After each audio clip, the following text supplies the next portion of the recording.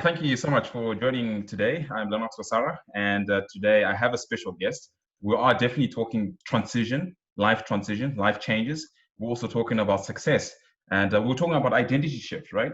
When your identity sort of changes from one role to the next, those things, somebody that has lived this out, somebody who's experienced this, who I think is the best person to speak to, who joins me today, Mr. Chester Mbekela, also known as KZ.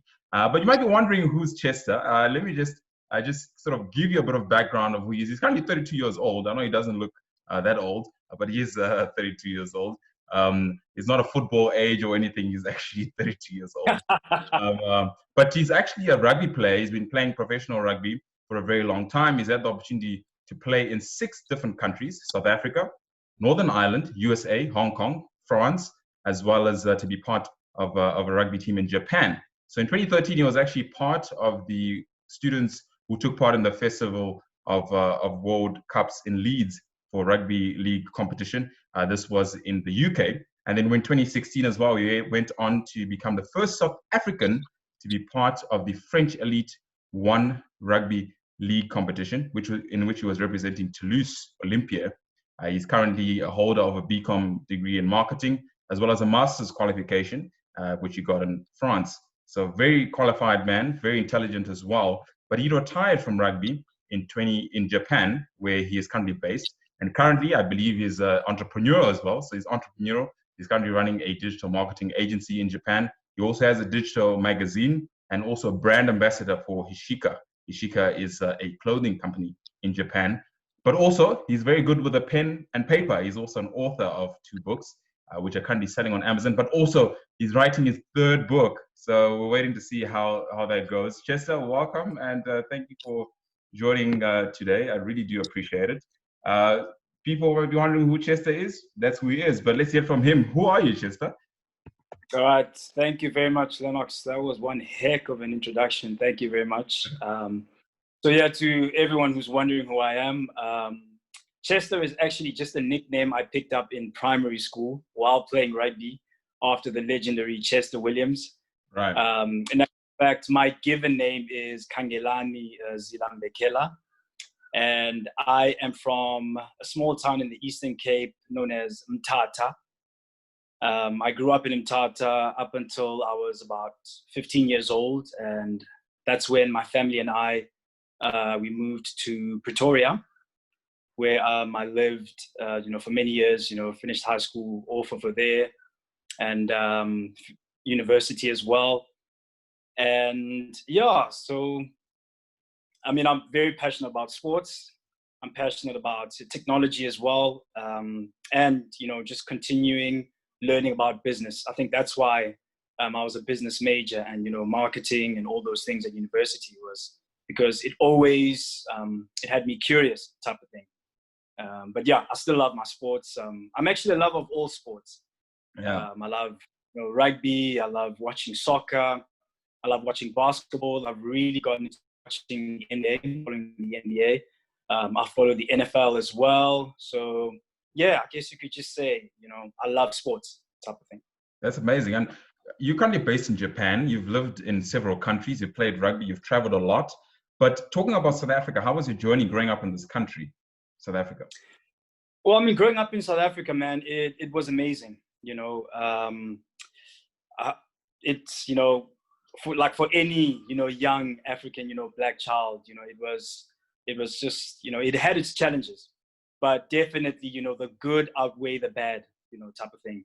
I was very fortunate that, I grew up, in a household where, both my parents were very hardworking, just normal middle class. We weren't, rich, type of thing, but we had, our needs met, type of thing.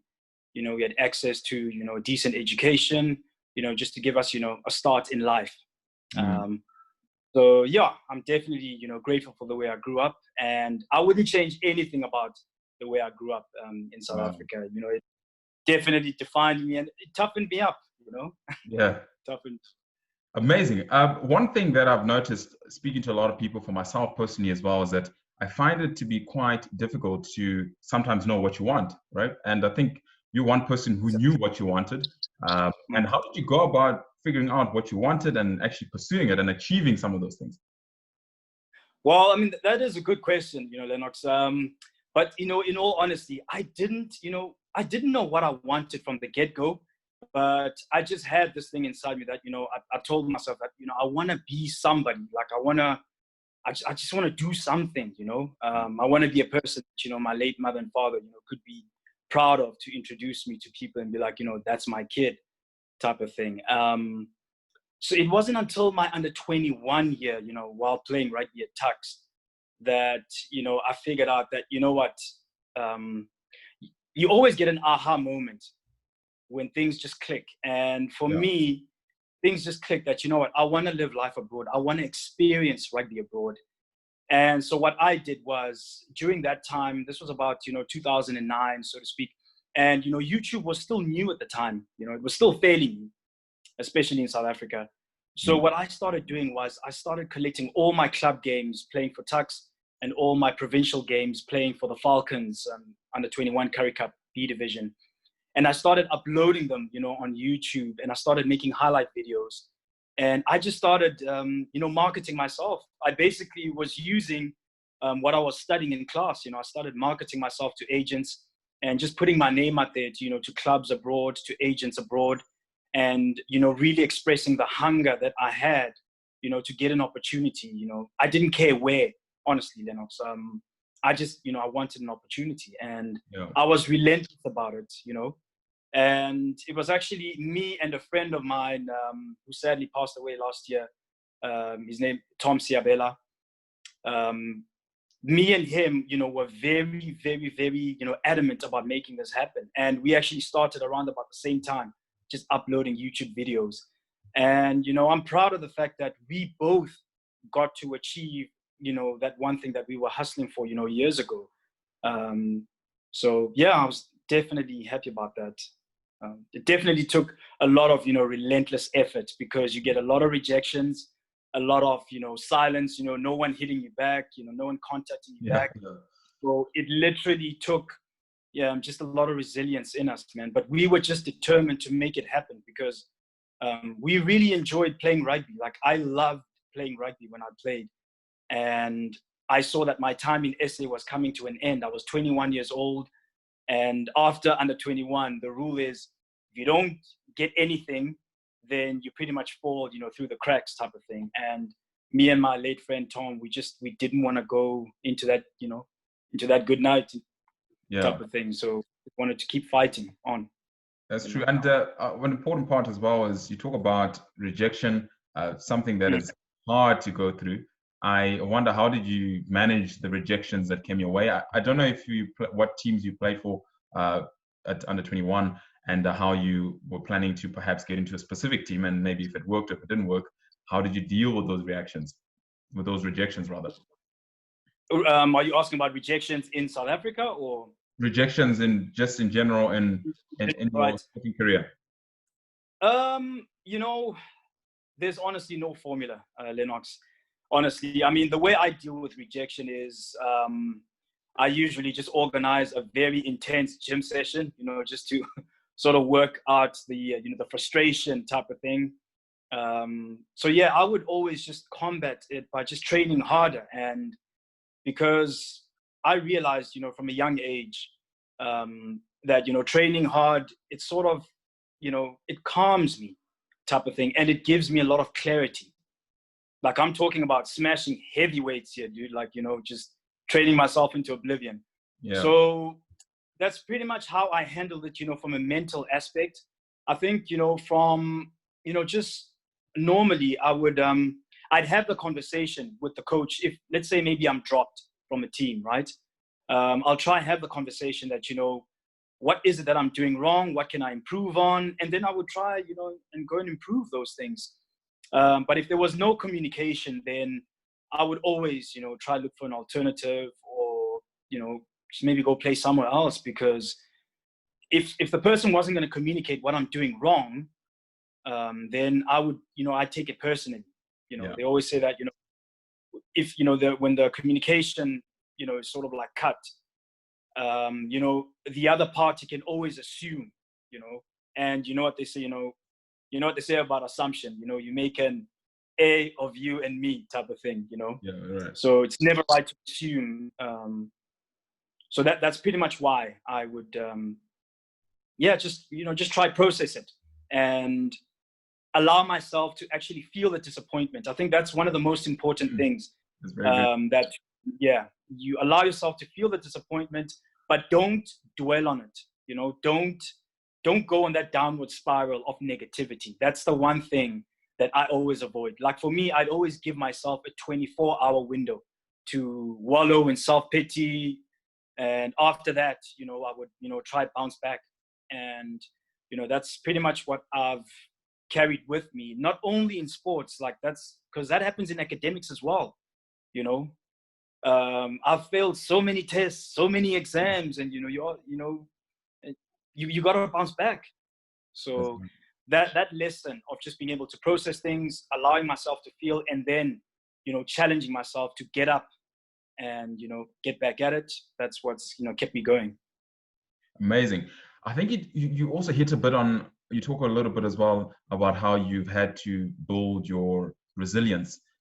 That is nice to say, but how do you actually do that? I mean, I think a lot of people, for me personally, I try and figure out how do I build my resilience. It's something I'm always thinking about, and I kind of would like to know, how do you go about that? With the availability of technology nowadays, Lennox, there's always YouTube videos that you can, research maybe a person that you admire. Like when I play, there are a lot of, professional athletes, not only in rugby, in other like sporting codes that I'd always try and mimic. And you try study like their psyche. And I mean, I'm sure everyone's aware of, the documentary that's literally just finished a few months ago, The Last Dance with Michael Jordan.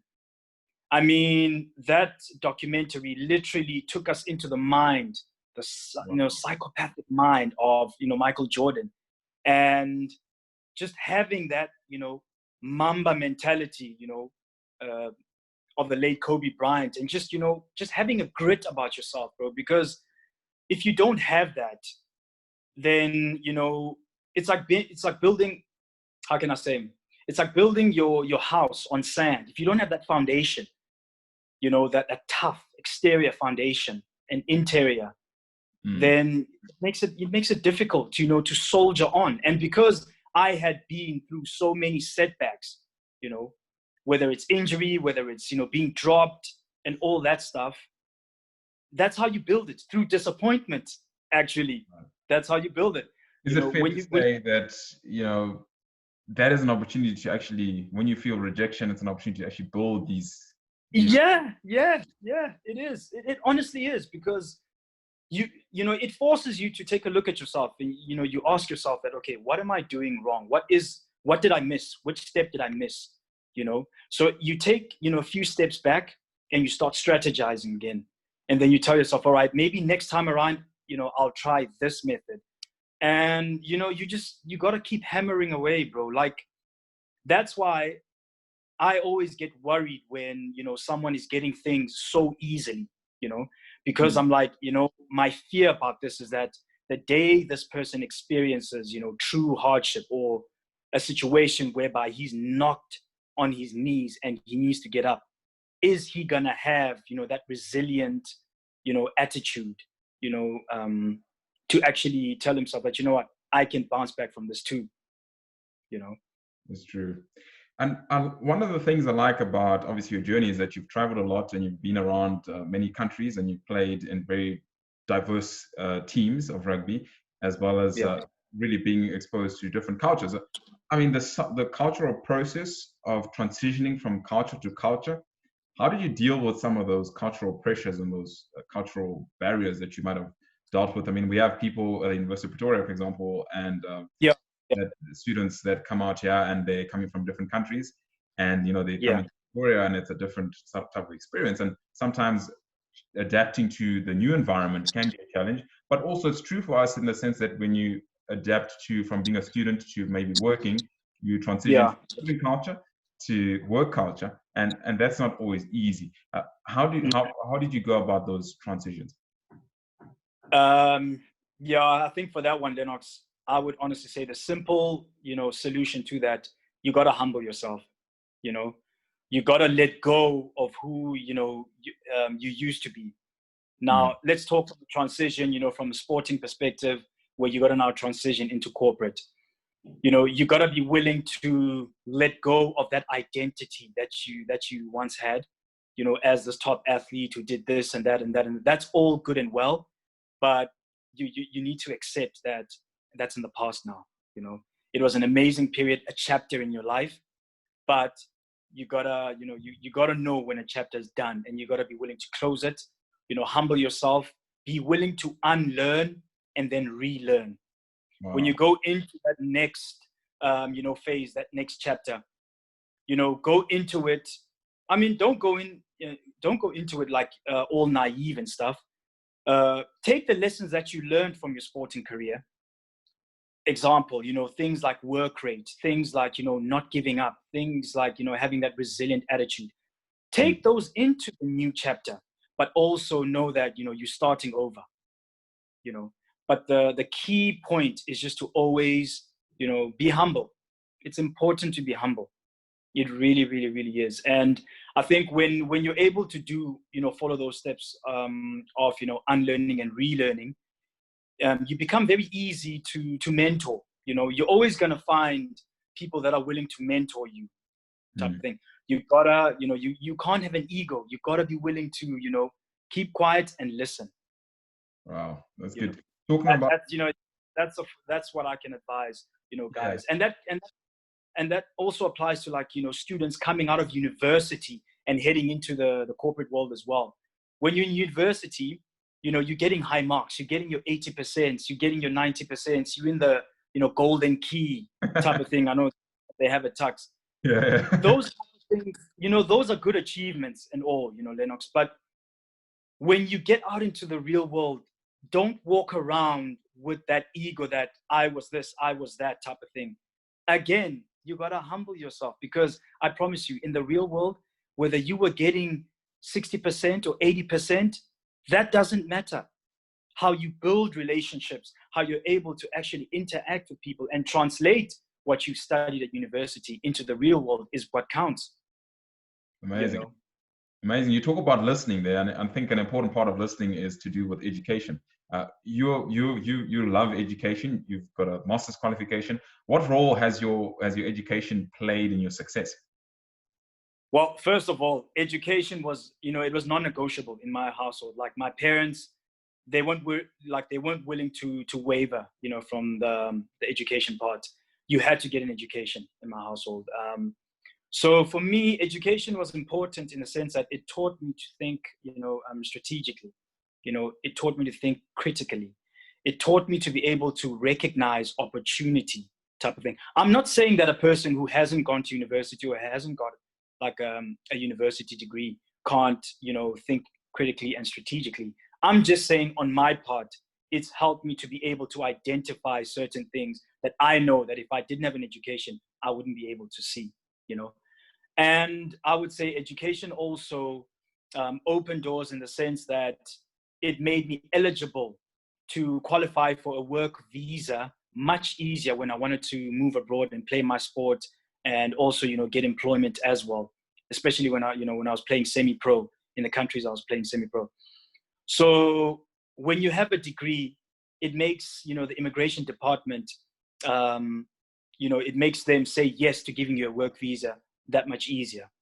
So it made life a little easier for me when I had my qualification. And yeah, man, and it was a promise I made to my late parents that I would finish school. Yeah. And then the second qualification, my master's qualification, which was in international business management, I basically, that was my decision to do it, because I just wanted to, level up and upskill myself and study further.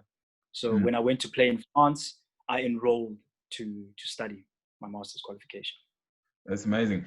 Um, that's sometimes can be difficult to juggle, maybe, or work, and perhaps somebody studying further if they're working, or if they've got a family, or it can be all the responsibilities. It can be quite difficult. How did you sort of manage, your full-time job, which is of course making sure the contractual duties of a rugby contract are being met, delivering on the field, as well as making sure that your professors in the classroom are happy? Time management, brother. Like, that's the one thing that students should take from universities, that university teaches you about time management as well, you know. So I would say for me, time management and commitment. Like, you know, sometimes you knock off work and, you know, you're feeling tired and you just want to go back home and sleep. But, you know, commitment, man, because I had wanted this life, I told myself that I wasn't going to take it for granted. That's the one thing that I can always promise about me, is that these opportunities I kept on getting, I never once took them for granted. Like, I went at it with everything I had. And I think that's why when I retired, I was happy to do so, because I knew I'd left nothing. There's no what ifs, you know. And that happens when you show commitment to the grind that you got to do, you know, that you have to do. So for me, meeting my obligations, both, you know, from an employment perspective and athletic perspective, it was just sheer commitment, time management, and discipline. That's another key one, discipline. It takes, I have to say, writing is not an easy skill. Writing requires a lot of commitment. You've got to have discipline, as you mentioned. You've written 2 books. You're writing your 3rd book right now as I speak to you. Tell us a little bit more about those books. You know, what inspired you to be a writer? Well, so, you know, this ability, I don't want to call it a talent yet, because, you know, I'm still finding my feet as a writer. You know, so this ability, luckily, you know, it was kind of passed down to me as a gift by my late parents. So both of my late parents, my mom and dad, they wrote textbooks. Wow. Yeah, so my mom and dad both wrote, I know my dad wrote math textbooks and science textbooks. My mom wrote biology textbooks, and I think she co-wrote a few math textbooks as well. Wow. You know, so I think you know, that gene was sort of passed down to me. And for me, I got inspired to write, man, you know, when you're coming towards the end of your career, because I mean, I had a 10-year spell where I was playing overseas. You know, in my last year, just before I retired, you know, you start having flashbacks, you know, you start thinking of, you know, this 10-year journey that you've been on, you know, and, you know, you get inspired that maybe I should share this information, you know. And the first book, which is a children's book, I mean, that one, I guess I was just feeling, you know, inspired, you know, to just be creative. I wanted to tell a, you know, fictional story about a young boy who discovers a magic rugby ball that allows him, you know, to basically travel through time and across different galaxies. And obviously that inspiration came from me playing rugby in all those different countries, type of thing, you know. And then the second book it literally is me giving back information to anyone who'd ever, you know, want to travel a similar journey to what I traveled, you know, the journey of, you know, playing sport or studying or working abroad, because I've been able to do all 3. I've honestly been fortunate enough to get the opportunity to do all 3 of those. So tips, and that's what inspired me. That's very interesting. I think you mentioned that you obviously got 2 books, and I believe that you said the first one is the Magic Oval Ball, and the second one being playing, studying, or working abroad, the blueprint of that. And that is a book, of course, that I think is very relevant, as you say. You've got all these lessons that you've learned from having worked abroad, and I think a lot of people would sort of maybe wonder where they can get these books if they would like to perhaps get their hands on any of these. Okay. All right. Well, I mean, both these books are available on Amazon.com. Both available on ebook and paperback version. Well, the Magic Oval Ball is available on ebook and paperback version, and then the Playing Sports, Studying or Working Abroad, that's available in ebook, paperback, and hardcover. But I always encourage people to get the paperback version, because that's the value for money one. Like, I'm not I'm not trying to promote the most expensive one, but the hardcover one, if people want the hardcover one, they can go for that too. But the paperback version is the one that I strongly urge. If a person wants, the physical, book to be delivered to them, that's the one I would recommend. Absolutely. Look, speaking to you, obviously, undoubtedly, I can tell you're very knowledgeable, and I would wonder, with all the knowledge you've accumulated over this period, what is it that you perhaps know now that you would, advise people on, that if you knew then, that you would maybe change a few things, that you would look at things differently? Well, things that I would encourage is that, you got to stay calm in certain situations. You got to be zen. I think, the older I'm getting, the more I'm learning to stay calm, in stressful situations, and I guess, yeah, things, and also the listening one, man, like, when you keep quiet and listen to people that are more experienced than you, it's not a weakness. You learn to be more silent and actually absorb knowledge, because there are amazing people out here in this world, Lennox, that are willing to, implore their knowledge on you. But it's just that when you're young, you think you know everything, and you have this ego and attitude that, I'm going to do things my way. And, I promise you, just learning to keep quiet, absorb knowledge from people more experienced than you.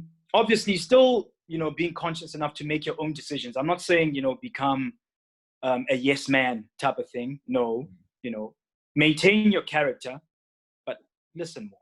That's honestly what I would, what I would encourage people.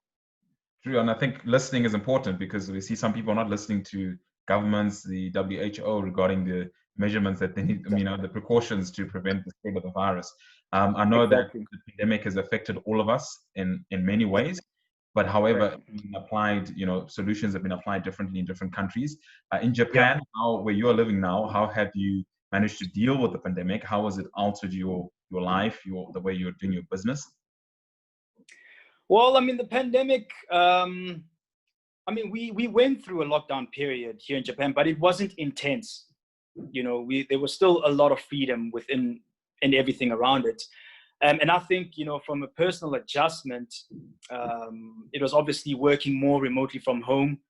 But I feel like I've been quarantined all my life, that it didn't really affect me that much in that aspect, because I'm a loner, but I love to socialize with people as well. So meaning that I enjoy my own company. I enjoy being on my own, because I believe that's when I become, the most creative type of thing. So I would say that, those are the adjustments. And obviously, making sure that I stay healthier. I've doubled my training in terms of, program and my eating habits.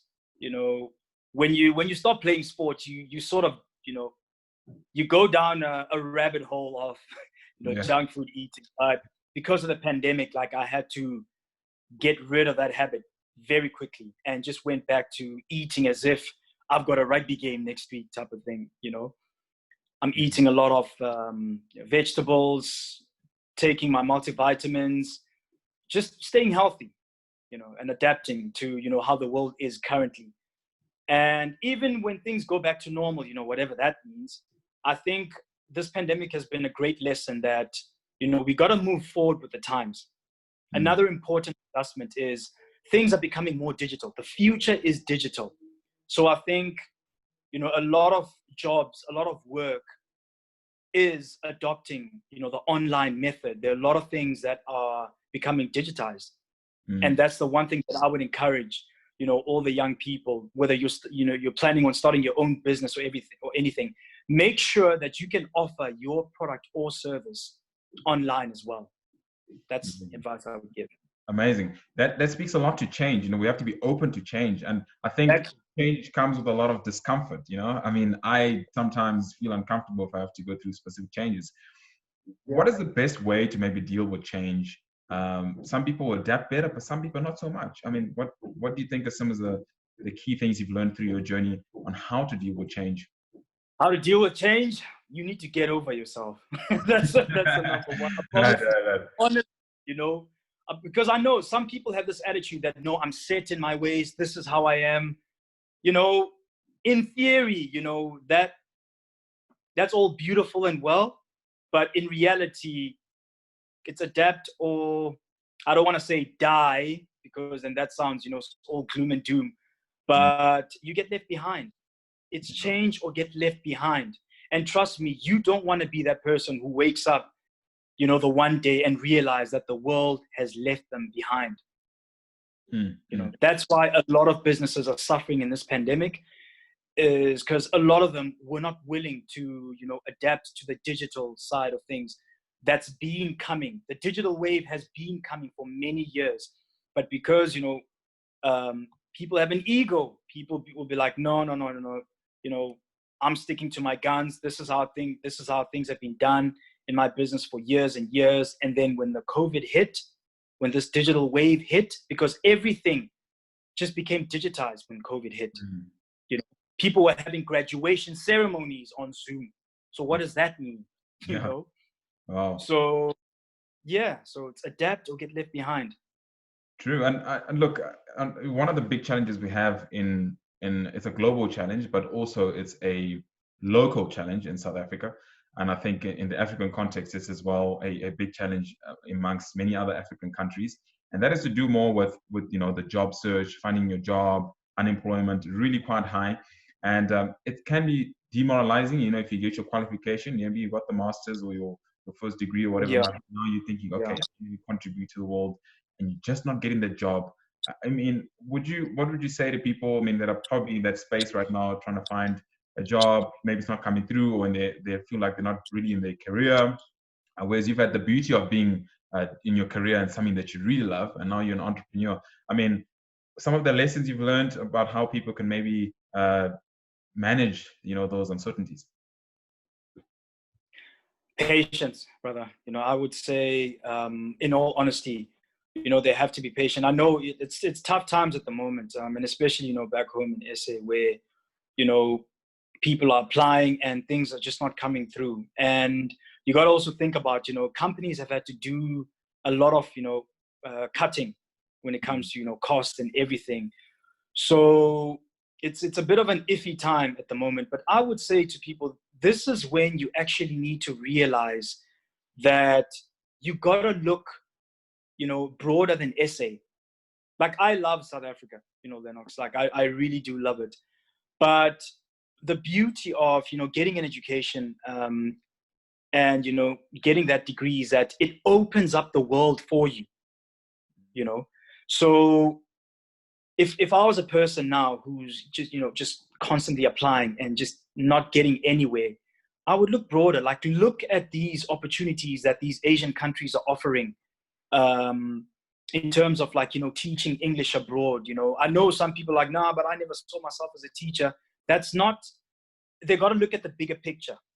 You know, I know a lot of people that have come, you know, to Asia as, you know, English teachers, and they earn decent amounts of money. And guess what happens when they get here?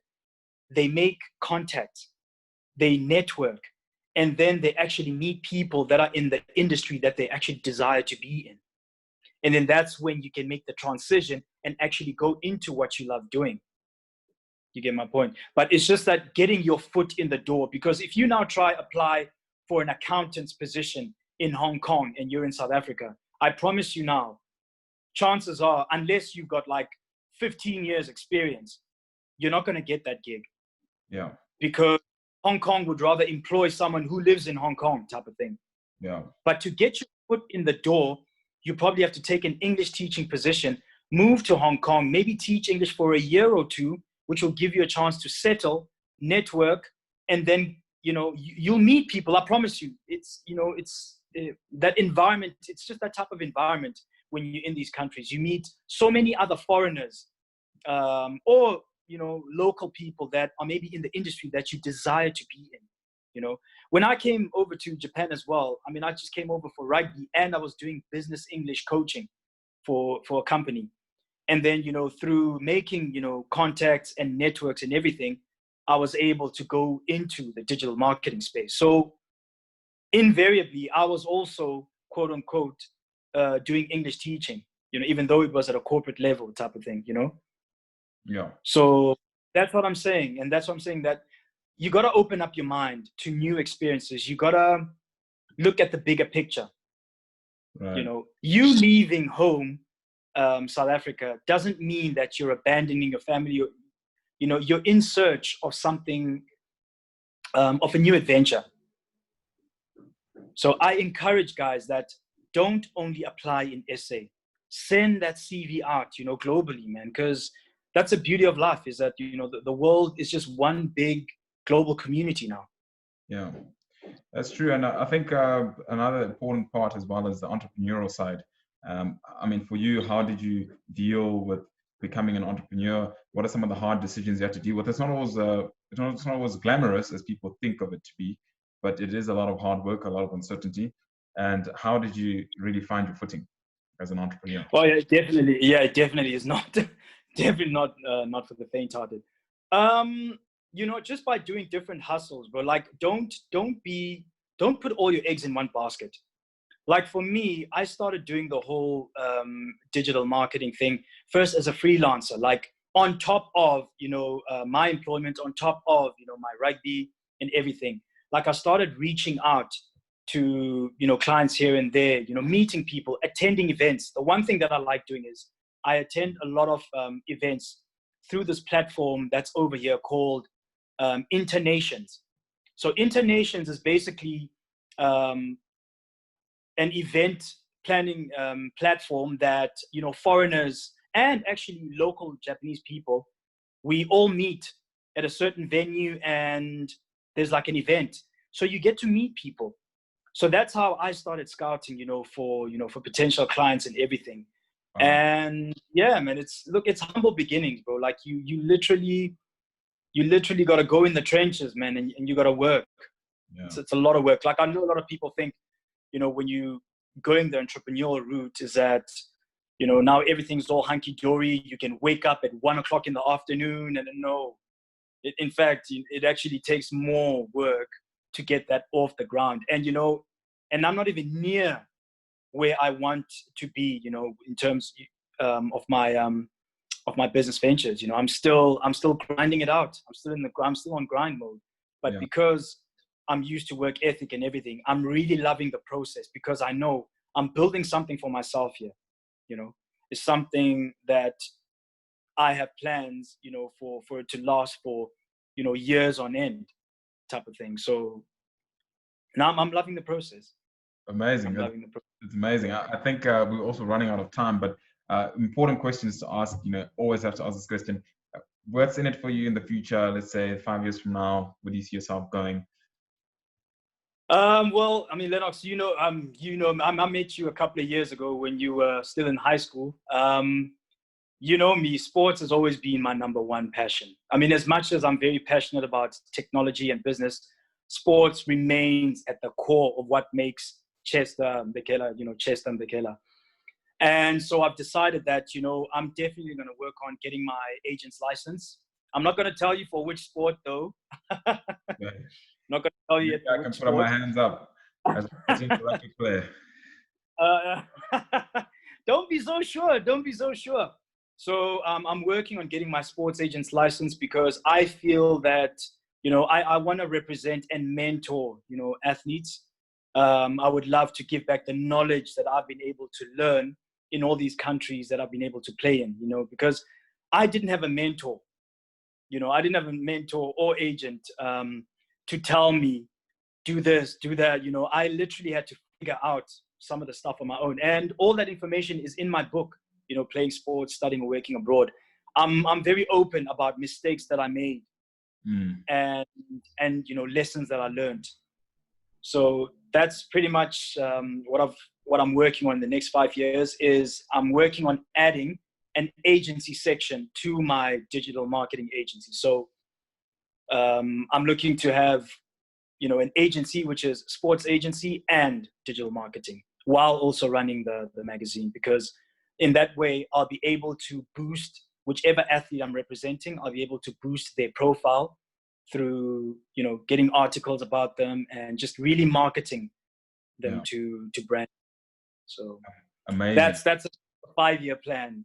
Yeah. So No, wish me luck to my agent's exam. It's coming up soon.